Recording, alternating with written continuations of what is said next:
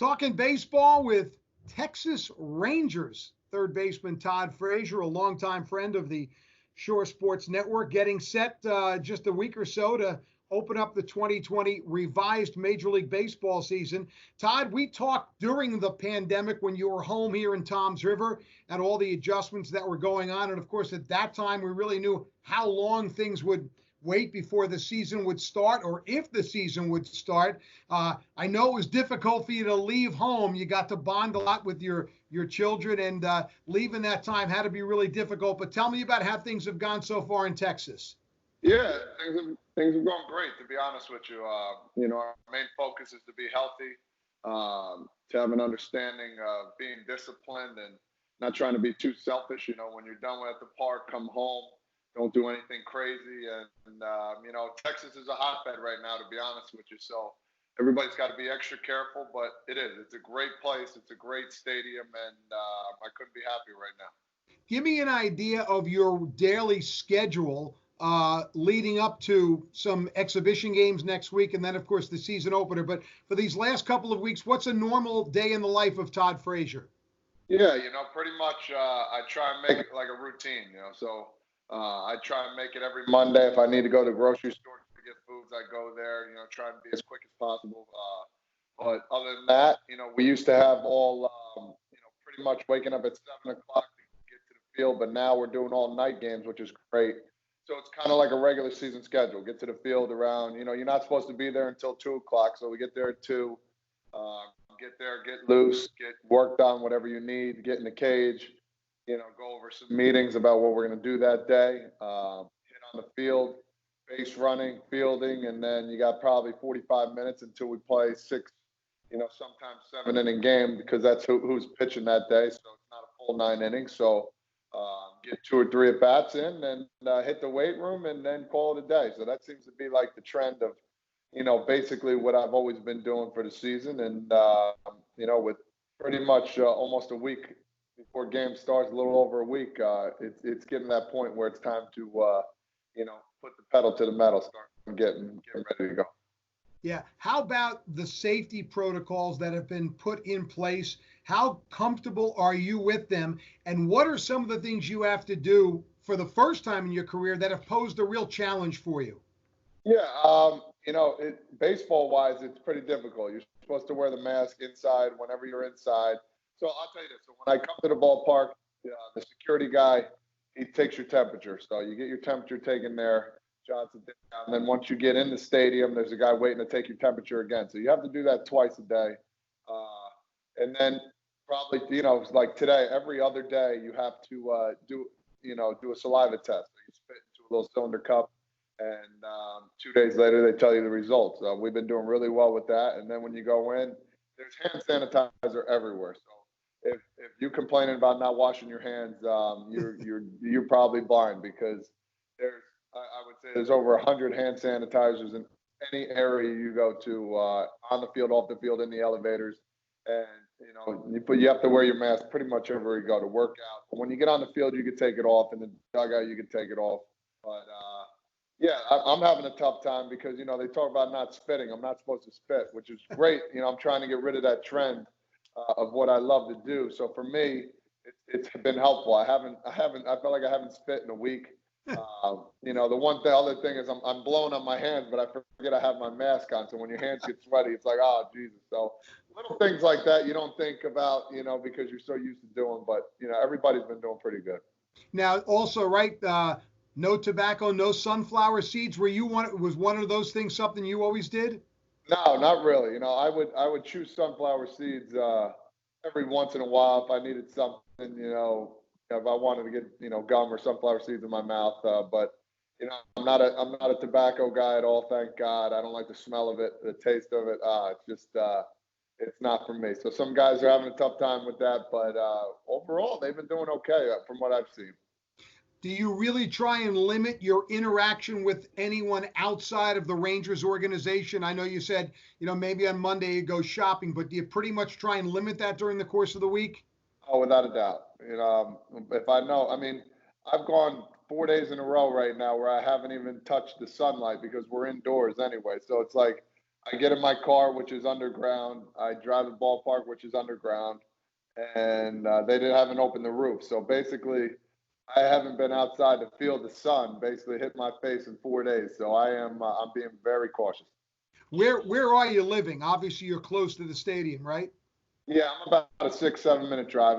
There's about 10, 15 guys at this apartment building we're at, and one bedroom apartment's really nice, and it works out for me.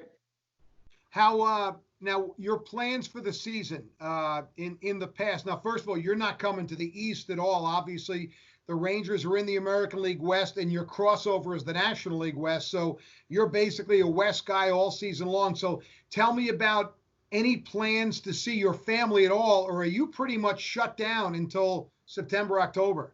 Yeah, I'm pretty much shut down. They're not going to come out. They understand the severity of it, especially with my youngest son. I don't want him on an airplane. He's had some issues in the past, let alone my home family. So for me, it's tough, not seeing them. I get pictures and FaceTime a lot. But yeah, we have the Texas. Our team has the worst travel in the major leagues. So we got to go all the way up to Seattle. We got to go all the 4 different California teams, and it's tough, but we're gonna have to deal with it. So we'll see. We'll see what happens, and hopefully the travel doesn't matter. We just keep winning, and eventually get to the playoffs and win a championship. That'd be pretty nice. So let's talk a little baseball now. You signed a contract with the Rangers in the offseason following a couple of years with the Mets. I think a lot of people forgot last year was the best season you had in several years. You hit 251, your highest batting average since 2015, 21 homers, 67 RBIs. You always play good defense at the third base spot. So, being healthy, you've got to feel pretty good coming into this season. Yeah, very good, very good. I got to give kudos to Chili Davis, the hitting coach of the Mets. He really, him and Tom Slater, helped me out a lot with working on a couple little things to focus on, and it kind of got me back to where I needed to be. And sometimes you can get away with that because you get used to some things. But yeah, I felt really good by the end of the year.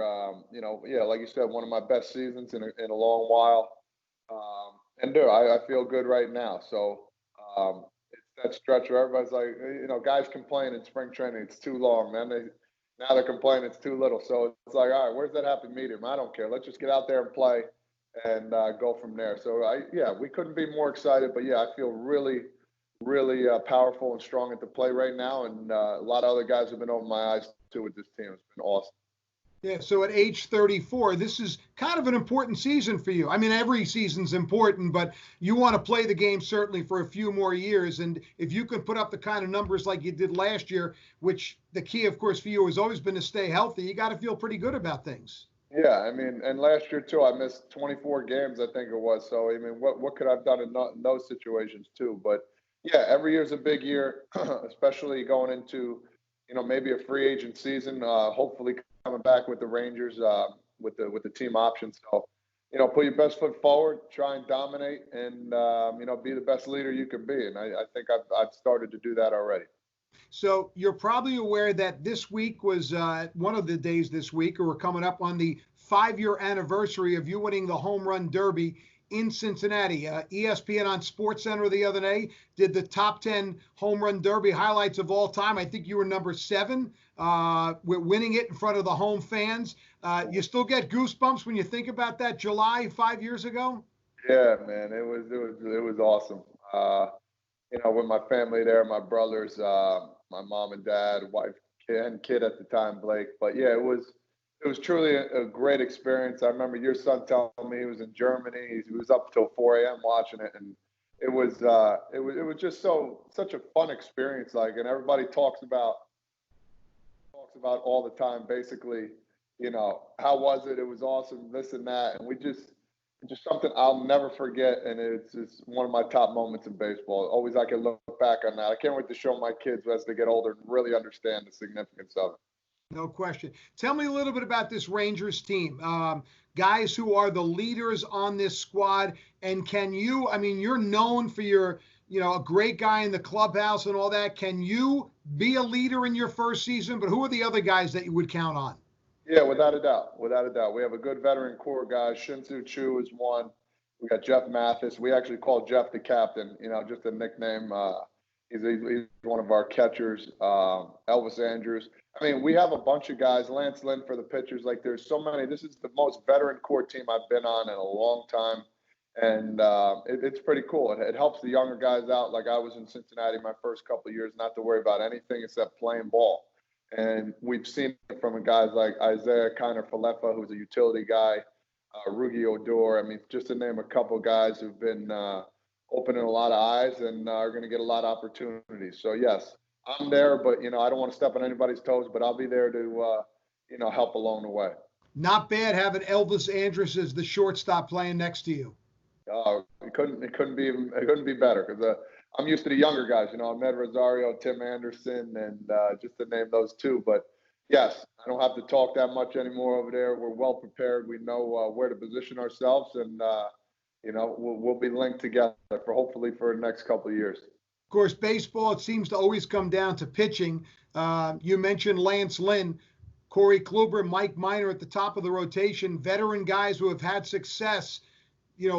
Those guys, if they pitch, as they say, to the back of their baseball card, could give you a shot here. Yeah, without a doubt. I mean, it looks great on paper. It looks great. I mean, Kyle Gibson in the back end and Jordan Lyles, who've been there before. I couldn't be happier to play defense behind these guys, because they're bulldogs. They're going to come at you. And what we've seen here in the second spring training, hopefully, is a sign for things to come, because, they know how to pitch. It's a matter of executing, and they've been there before. So getting the veteran guy out there and Lance Lynn to be the bulldog. I think he threw over 100 pitches 2 days ago, so he's ready to rock and throw 6, 7, 8 innings if needed. Globe Life Field, the new ballpark for the Rangers. Just tell us about it. I mean, take us inside, and is it truly a spectacular facility? Yeah, it's really nice. It's unbelievable. There's amenities upon amenities inside and outside. It's one of the, I've never seen anything like it. The locker room's great. The training room. I mean, if you have a problem and you're going into that stadium, you won't have a problem ever again. There's always something they can do to fix it. And once you walk into that stadium, the sunlight comes through the top, because it's not open, but it's kind of glass. So it stays bright, and it doesn't get dark here until pretty much 9 at night. So we're going to play pretty much day games the whole time. And it is. I wish everybody could see it, and eventually, once they do, they're going to be pretty happy about it. So you mentioned, your family is not going to come out this season. You're living in a 1-bedroom apartment. Are you a video guy? Do you play games to kill time? What does Todd Frazier do to all that downtime? No, I'm not. I'm not at all. I'm more of a Netflix and chill guy. So I watched 2 movies yesterday. I'll probably watch something right before I go to the stadium here and finish it at the end. But I'm more of a movie buff, and video games, I can't get into it. I'm more of a Sega Genesis Madden 94 kind of deal. Just A, B, and C buttons. I don't know how to use the other ones. Throwback. Any series on Netflix? You binge any series that you really got into? Yeah, I just watched, I finished Orange is the New Black a little bit ago. Outer Banks was one I just finished. That was a really good one. My mom is telling me to watch Ozark. I mean, I want to get into it, but I know it's going to take. I need 4 or 5 hours, big 4 or 5 hours, because that's something I've been looking into. I've been watching a lot of movies, a lot of gambling gangster movies, that kind of stuff. I watched The Highway Patrolman, which is really good with Kevin Costner. So good stuff.